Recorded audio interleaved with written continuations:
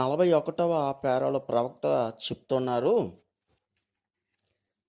ఆయన పాదమును నేల మీదను మరి సముద్రము మీదను మోపి ఆయన తలపై వర్షధనస్సుతో వర్తమానికుడైనటువంటి దూత క్రీస్తు దిగివచ్చుచున్నాడు.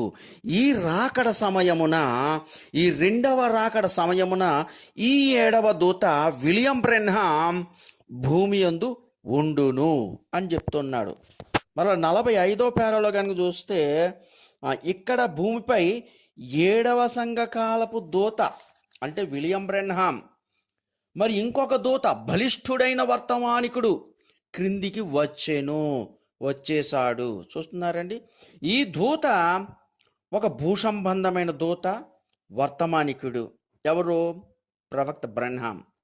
ఇక్కడ ఒకడు పరలోకము నుండి శిరస్సుపై వర్షధనస్సుతో